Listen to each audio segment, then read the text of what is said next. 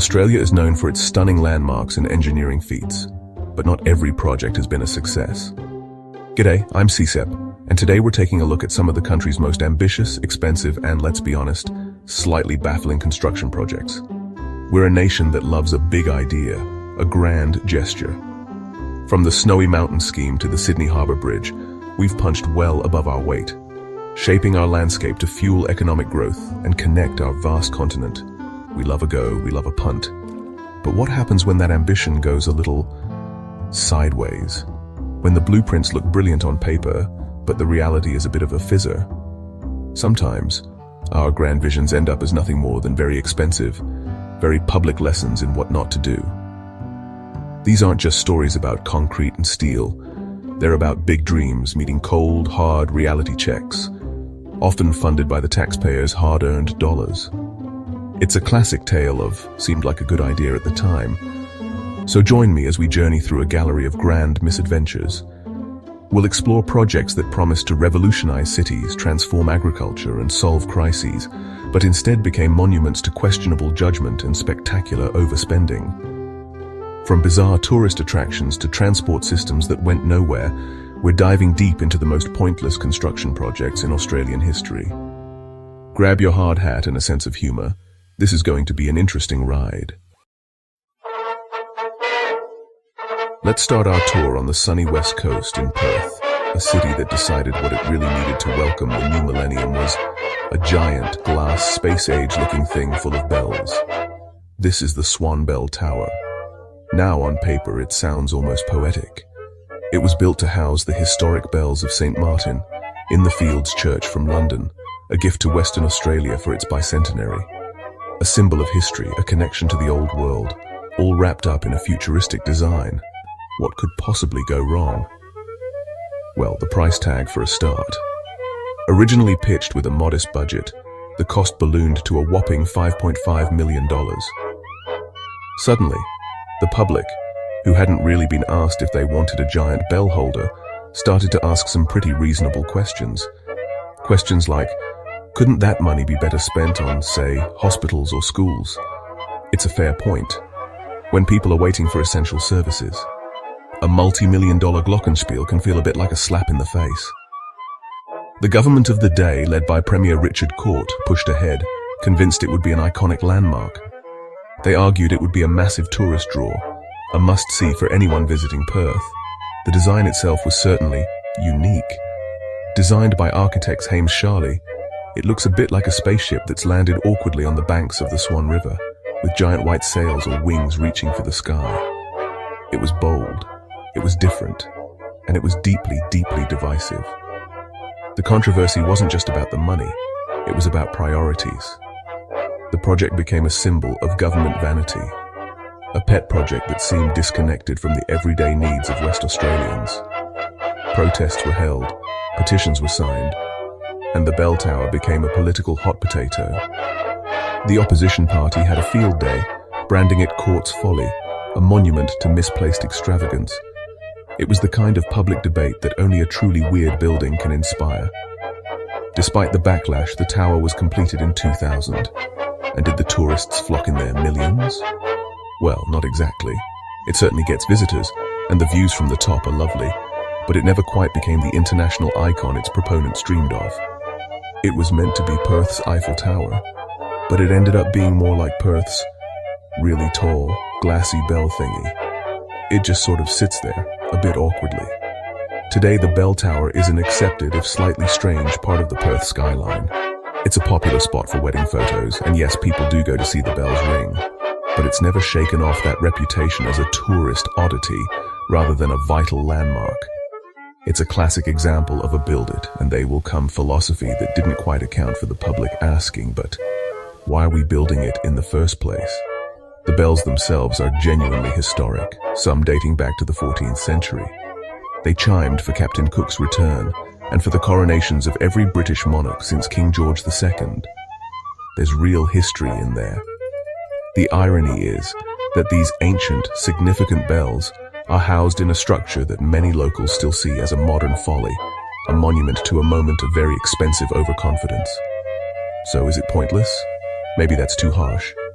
It's a functional bell tower, and it does what it says on the tin. But as a symbol of prudent public spending and visionary city building, it's a bit of a clangor. It serves as a permanent $5.5 million reminder that just because you can build something doesn't always mean you should. A lesson learned, perhaps, one very expensive ding-dong at a time. Now let's head over to Sydney, a city that in the 1980s was brimming with bicentennial bravado. The plan? To build a monorail. It sounded like something straight out of the Jetsons. A sleek, elevated train gliding silently above the CBD traffic, connecting Darling Harbour, Chinatown, and the city centre. It was sold as the transport of the future, a clean, efficient way to shuttle tourists and locals around the city's key attractions. The monorail was a private enterprise, built to coincide with the massive redevelopment of Darling Harbour for the 1988 bicentennial celebrations. The vision was clear, a seamless link between the new convention centre, aquarium, and shopping precincts. It was meant to modernize city transport, to show the world that Sydney was a forward-thinking, cutting-edge metropolis. The marketing was slick, the artists' impressions were glossy, and the promise was huge. But from the moment the first pylons went up, the dream started to sour. Sydneysiders, known for being a tough crowd, were not impressed. The bulky concrete pillars were seen as an eyesore, cluttering up historic streets and casting ugly shadows. Prominent architects and urban planners called it visual pollution. Author Patrick White famously described it as a ribbon of concrete defecation. People just hated the way it looked. Then there was the route.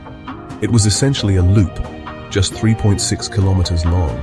It didn't connect to the existing train or bus network in any meaningful way, making it practically useless for actual commuters. It was a tourist ride, not a public transport system. For the price of a ticket, you could often walk to your destination faster. It quickly became a running joke, a transport system for people who didn't really need to go anywhere. Despite its unpopularity, the monorail trundled on for 25 years. It became a strange, nostalgic part of the city, like a weird uncle who shows up at Christmas. Tourists seemed to enjoy it for the novelty and the views, but for locals it was just there. An expensive, inefficient, and slightly sad reminder of a 1980s vision of the future that never really arrived. It was neither fast nor cheap, nor particularly convenient. The nail in the coffin came in 2012. The state government, which had been forced to buy the private company that owned the monorail, decided it was more trouble than it was worth. They announced it would be dismantled to make way for the redevelopment of the Darling Harbour precinct. There was a brief, almost ironic wave of nostalgia. People who had spent decades complaining about it suddenly wanted one last ride for old time's sake. The dismantling process was almost as controversial as its construction. Streets were closed, businesses were disrupted, and the removal of the tracks left scars on buildings that are still visible today. What remains of the monorail? A few forgotten pylons, some patched-up awnings where the stations used to be, and a generation of Sydneysiders with a shared memory of that funny-looking train in the sky. In the end, the Sydney monorail stands as a monument to poor planning. It was a transport solution in search of a problem. It tried to impose a futuristic vision onto a city without considering how people actually move around or what the city actually needed. It was a classic case of style over substance, a shiny new toy that broke down far too often and didn't really play well with others. For this next one, we have to travel to one of the most remote corners of the country, the Kimberley region of Western Australia. This is the home of the Ord River Irrigation Scheme, arguably one of the most ambitious and most troubled nation-building projects in our history. The idea was epic in scale to dam the mighty Ord River and turn a dusty, arid landscape into a thriving agricultural food bowl for Asia. The vision, born in the 1940s, was intoxicating. Politicians dreamed of a new agricultural frontier, a northern paradise that would support a massive population and generate immense wealth. They imagined vast fields of cotton, sugar, and rice stretching as far as the eye could see. The plan involved building 2 major dams to create a massive reservoir, Lake Argyle, which would hold enough water to fill Sydney Harbour 18 times over. This was big-picture thinking on a biblical scale. The first stage was completed in the 1960s, and the main dam, which created Lake Argyle, was opened in 1972. The engineering was a triumph. A wild, unpredictable river had been tamed, the water was there, the land was cleared, and the government offered up cheap farming plots to pioneering families willing to give it a go. It was a bold experiment in defiance of nature, an attempt to make the desert bloom. But the desert, it turns out, is a tough boss. The pioneers who moved to the Ord faced a barrage of problems the planners hadn't fully anticipated. The tropical climate, with its extreme wet and dry seasons, was brutal. Insect pests, like the biblical plagues they had read about, descended on the crops with ferocious appetites. Magpie geese, discovering this new all-you-can-eat buffet, became a multi-million-dollar problem. The dream was turning into a nightmare. Economically, it was a disaster. The sheer isolation of the region meant transport costs were astronomical. Getting your produce from the Ord to a market in Perth, or even more ambitiously to Asia, was so expensive it made most crops commercially unviable. One by one, the wonder crops failed. Cotton was decimated by insects. Rice couldn't compete with established growers. The Great Food Bowl was looking decidedly empty. On top of the economic failures, there were significant environmental consequences. The creation of Lake Argyle dramatically changed the local ecosystem. The dam blocked fish migration, and the vast, still body of water became a perfect breeding ground for midges, creating a nuisance for the nearby town of Kununurra. The dream of a northern paradise had created a very real, very buggy reality for the people who lived there. For decades, the Ord River scheme was held up as a white elephant. Billions of dollars, adjusted for inflation, had been spent to create a system that was irrigating only a tiny fraction of the land it was designed for. While sandalwood and, more recently, chia seeds have found some success, the grand vision of a vast agricultural empire remains just that, a vision. The scheme currently uses only a small portion of its potential. Today, Lake Argyle is a spectacular tourist attraction. People come from all over the world to marvel at this vast, man-made inland sea. But as a testament to agricultural transformation, it's a story of failure. It's a powerful lesson in humility, a reminder that you can't just impose a grand vision onto a landscape without understanding its complexities. The Ord River scheme shows that even with unlimited water, you can't always make money grow on trees or cotton or rice. Let's move down to Victoria, a state that in the mid-2000s was in the grip of the worst drought in a century, the Millennium Drought. Dams were at critically low levels, gardens were brown, and Melbourne was facing the very real prospect of running out of water. The government needed a big, bold solution, and they came up with one: the North-South Pipeline. The plan sounded simple enough, if a little desperate. The idea was to build a 70-kilometer pipeline to pump water from the Goulburn River basin in the state's north, over the Great Dividing Range, and down into one of Melbourne's main reservoirs. It was an emergency measure, a lifeline to connect the city to a region that, historically, had more reliable rainfall. The project was fast-tracked, declared essential, and given a hefty price tag of $750 million. Immediately, it sparked a firestorm of controversy. Farmers and communities in the Goulburn Valley were furious. They argued that the government was planning to steal their water, threatening their livelihoods and the health of their river system, which was also suffering from the drought. Protests erupted. Convoys of tractors descended on Parliament House in Melbourne. The slogan "Food Bowl" or "Dust Bowl" became a rallying cry for the opposition. The debate was fierce and deeply emotional. It pitted city against country, urban needs against rural survival. Environmental groups warned of the devastating impact of taking more water from the already stressed Murray-Darling Basin. They argued that the pipeline was a short-sighted, politically motivated fix that ignored the bigger picture of climate change and sustainable water management.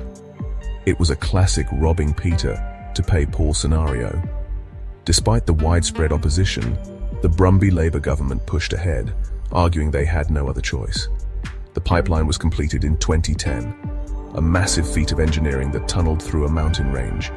It was ready to go, a silver bullet waiting to be fired to save Melbourne from thirst. And then, a funny thing happened.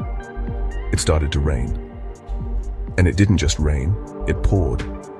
The drought broke in spectacular fashion. The dams, which had been languishing at record lows, filled up with astonishing speed. Suddenly, Melbourne had more water than it knew what to do with. The billion-dollar emergency pipeline built to solve a crisis was no longer needed. It sat there, full of water, but with nowhere for it to go. In the years since its completion, the pipeline has been used only a handful of times, and even then, mostly for testing and maintenance. It has become, as critics mockingly call it, the state's most expensive rain gauge. A permanent billion-dollar monument, the final cost blew out to over $1 billion, to a crisis that solved itself just as the solution was switched on. It's an insurance policy that costs millions each year just to keep on standby.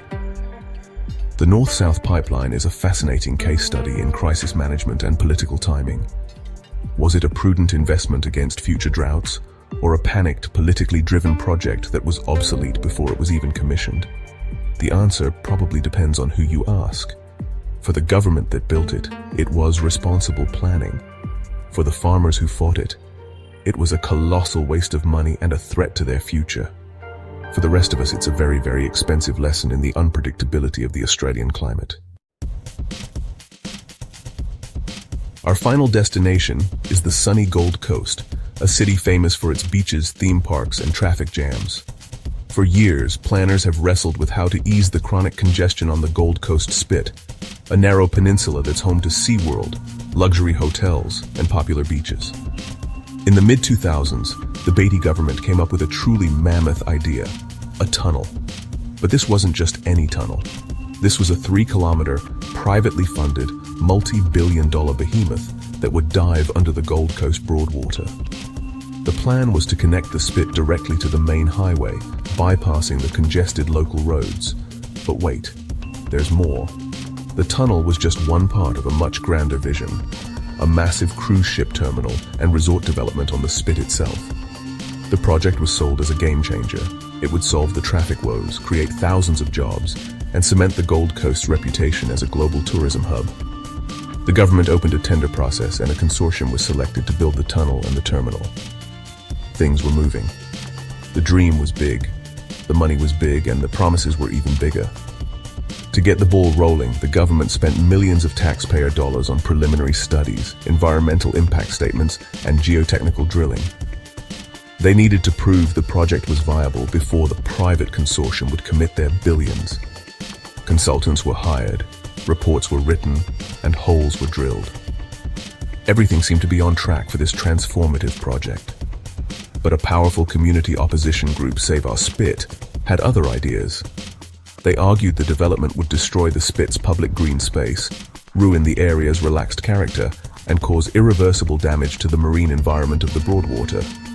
They organized rallies, lobbied politicians, and ran a highly effective public campaign against the proposal. They didn't want a concrete jungle. They wanted to keep their parkland. The political winds began to change. The cost of the project was spiraling, and public sentiment was turning sour. When Anna Bligh took over as Premier from Peter Beattie, she was faced with a deeply unpopular and financially risky project. In 2006, just a year after the preferred tenderer was announced, the government pulled the plug. The whole grand vision was cancelled. So what was left after all that? Not much. The cruise ship terminal was never built. The resort never materialized. And the tunnel? It exists only in glossy brochures and expensive consultant reports. The most tangible legacy of the multi-million-dollar plan is an empty, fenced-off site on the Spit where some of the geotechnical drilling took place. A lonely, vacant lot.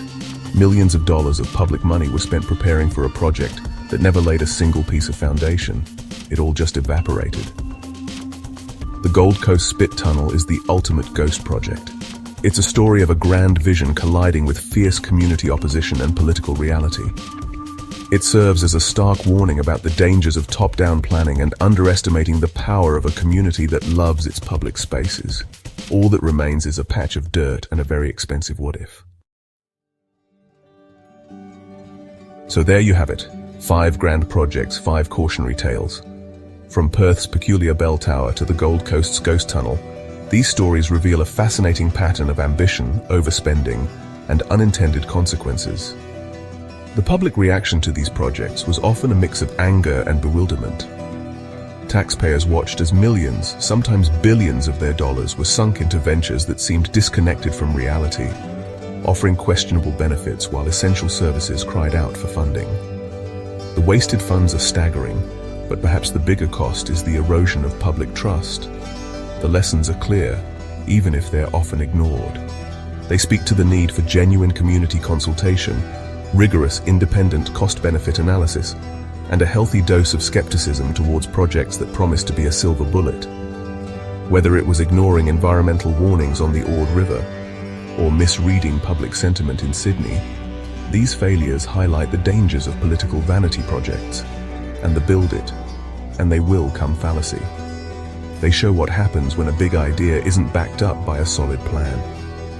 Ultimately, these follies are now woven into the fabric of our landscape and our history. They stand as monuments not to success, but to the messy, expensive, and sometimes absurd process of nation building. They remind us that for every iconic success like the Harbour Bridge, there's a monorail to nowhere lurking in the background.